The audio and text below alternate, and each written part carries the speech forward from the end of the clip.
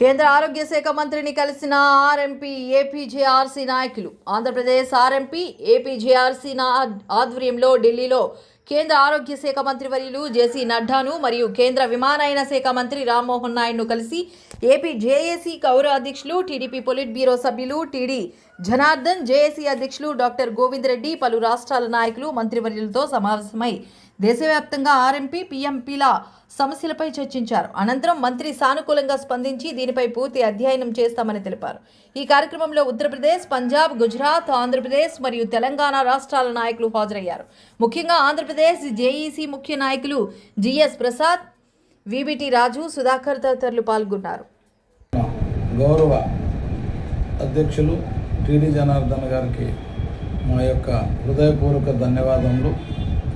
3 federation నాయకులు కలిసి ఏర్పాటు చేసిన ఫెడరేషన్లో దగ్గర 60 సంఘాల సభ్యులంతా కలిసి మీ అందరి సహకారంతో మనం జనార్దన్ గారు యొక్క అధ్యక్షతన చేసిన కృషి, చంద్రబాబు నాయుడు గారి కూటమి ప్రభుత్వంలో మనము చేసిన అభ్యర్థనలను మన్నించి ఏదైతే గతంలో 429 జీవో 2009లో మనకు ఏర్పాటు చేశారో మనం ట్రైనింగ్స్ కూడా పూర్తి అయిపోయాయి. జీవో కూడా నిన్న ఒక సర్క్యులర్ జారీ చేసినారు. దానికి మనం మన 50,000 గ్రామీణ వైద్యుల తరఫున కృతజ్ఞతలు తెలియజేస్తున్నాం. దీంట్లో రఘునందన్ గంభీరా గారు 6/2/2026 తేదీన మనకు ఈ వ్యవస్థ గుర్తించమని వివిధ రకాలైన ఆర్గనైజేషన్స్ అభ్యర్థనలు ప్రభుత్వానికి వస్తున్నాయి. అందుకే 2025లో హెల్త్ మినిస్టర్ గారిని కూడా మనం సంప్రదించాం. ఏపీఆర్జేసీ నాయకులు, మన చైర్మన్ అందరం కలిసి ఆనాడు మాట ఇచ్చారు. మీకంటూ ఒక కమిటీని ఏర్పాటు చేసి సలహాలు తీసుకొని మీకు ఏ విధంగా చేస్తే భద్రత ఉంటుంది, ఒక క్రమశిక్షణగా మీరు ఉండడానికి మార్గం ఏర్పడుతుంది, ఒక చట్టపరమైన గుర్తింపు, ఒక ఫస్ట్ ఎయిడ్ ప్రాక్టీషనర్స్గా మీకు ఏర్పాటు చేయడానికి వీలవుతుందని మనకు ఆ రోజు గౌరవ హెల్త్ మినిస్టర్ సత్యకుమార్ గారు కృష్ణ కుమార్ గారితో, ఐఏఎస్ ఆఫీసర్, హెల్త్ సెక్రటరీ గారితో ఆ రోజు ఆదేశాలు. మా గౌరవాధ్యక్షులు జనార్దన్ గారి మా యొక్క అధ్యక్షతన మేము చేసిన రిప్రజెంటేషన్లో సక్సెస్ అయింది. అదేవిధంగా ఈ పొద్దు మనకు ఏదైతే 3 ఫెడరేషన్ నాయకులు ఉన్నారో వీళ్ళందరి కృషి, ఐక్యతకు గుర్తుగా ఫెడరేషన్ లీడర్లకు కూడా నా విన్నపం చేస్తున్నాం. మనం యొక్క ముగ్గురం కలిసిన దానికి, మనమంతా ఒకటే అని చేసిన దానికి జేఏసీ ఏర్పాటుకు నిదర్శనమే ఈ యొక్క ప్రోగ్రెస్. ఇందులో మనకు భవిష్యత్తులో 6 మందితో కూడిన డిపార్ట్మెంటల్ సంబంధించిన సెక్రటరీస్తో కమిటీ మరియు గుర్తింపు పొందిన వైద్య రంగ సంస్థలు, లీగల్ వాళ్ళతో అంతా కలిసి ఒక అధ్యయనం చేసి అడ్వైజర్సు, దీని తర్వాత మనకి ఏం చేయాలి అనే రూపం వస్తుంది. కాబట్టి మన నాయకులు నిజంగా ఇప్పుడు అన్ని క్రమశిక్షణగా మన సభ్యులకు ఉండాలని, మనం ప్రజలకు సేవ చేయాలని, ఫస్ట్ ఎయిడ్ మాత్రమే చేసే విధంగా మన ప్రవర్తన, మన ప్రాక్టీసులు ఉండాలని చెప్పి మీ సంఘాలన్నిటికీ తెలపాలని చెప్పి యాజ్ ఎ ఫెడరేషన్ అధ్యక్షునిగా, జేఏసీ కన్వీనర్గా రిక్వెస్ట్ చేస్తున్నా.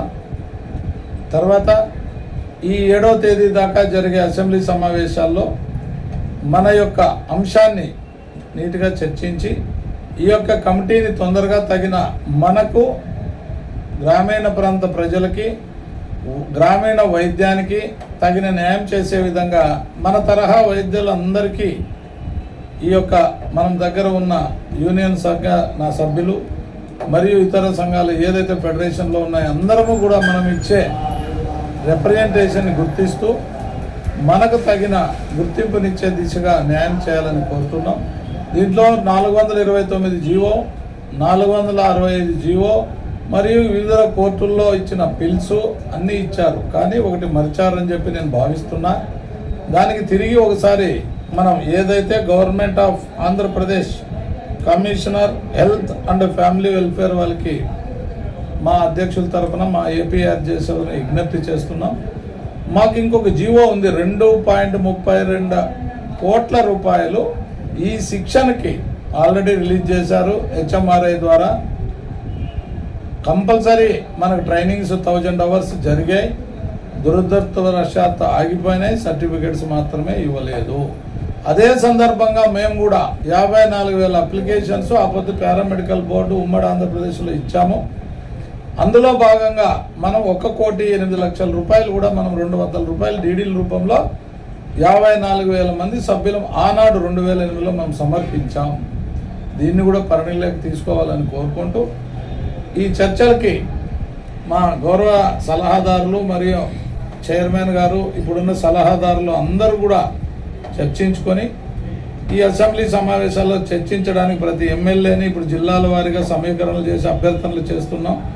ప్రతి ఎమ్మెల్యేకి తెలుసు గ్రామీణ ప్రాంతాల్లో మేము లేకుంటే ప్రాథమిక వైద్యం, ఫస్ట్ ఎయిడ్ వైద్యం అనేది ప్రజలకు అందుబాటులో లేదు. ఇంకా 3 దశాబ్దాలు వీరి సేవలు అవసరం ఉన్నాయి. తగిన రీతిలో సూచనలు ఇచ్చి ఐఎంఏకి కానీ జూనియర్ డాక్టర్స్కి కానీ అప్నాకి కానీ అందరికీ మేము రిక్వెస్ట్ చేస్తున్నాం. ఏపీఎంసీ ఎన్నిక కాబడిన అందరికీ కూడా ఒక చిన్న ప్రత్యామ్నాయ వ్యవస్థ ఇది. వీళ్ళు బేసిక్ మెడికల్ ఫౌండర్స్గా ఉంటారు, అడ్వైజర్స్గా కానీ సలహాదారులుగా కానీ వాళ్ళకి ఇచ్చే చికిత్సా విధానంలో కానీ అక్కడక్కడ చిన్న చిన్న సంఘటనలు భూతద్దాల్లో చూపించి మా వ్యవస్థను రద్దుపరిచే దిశగా ప్రయత్నాలు చేయకుండా ప్రతి మేధావి ఈ వ్యవస్థ ఇండియాలో, ఇతర దేశాల్లో, ఇతర రాష్ట్రాల్లో చాలా చోట్ల ఉంది.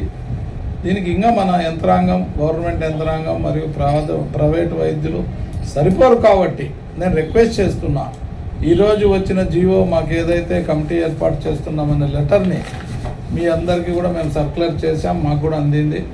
త్వరలోనే ఈ కమిటీతో కూడా చర్చలు చేసి యాజ్ ఏ జేఏసీ లీడర్స్గా మాకున్న 3 ఫెడరేషన్ సీనియర్ మేమంతా నాయకులంతా కలిసి తగిన న్యాయం ప్రతి సభ్యునికి చేస్తామని, మీరు కూడా కృషి ప్రతిగా మంచి ఆర్గనైజేషన్లో అందరూ మెంబర్షిప్లు తీసుకోవాలని. ఎందుకు అంటే ఈ ఆర్గనైజేషన్లు ఉంటే మీ ఉనికి, మీ గుర్తింపు, మీ యొక్క నేటివిటీ అన్ని తొందరలో ప్రభుత్వానికి ఇచ్చేకి వీలవుతుంది. అనామకులుగా మీరు ఎక్కడో వైద్య సేవలు అందిస్తూ ఉంటే మీది లిస్టు చేయడం ప్రభుత్వానికి కత్తి మీద సాన్ అవుతుంది. కాబట్టి ఇప్పుడు ఆర్గనైజేషన్లో ఉన్నారనుకోండి, ఇప్పుడు ఆల్రెడీ ఆర్గనైజేషన్స్లో అందరి దగ్గర డిజిటల్లో పేర్లు అన్నీ పొందుపరిచాం. మీరు త్వరలోనే ఇంకా చేసుకున్న వాళ్ళు నమోదు చేసుకోండి డిఎంఎండ్హెచ్ఓల ద్వారా, లేదా మాకు సంబంధిత ఎవరి ద్వారా ఇవ్వమని అడిగితే మేము సమర్పించడానికి కూడా జేఏసీ సిద్ధంగా ఉంది.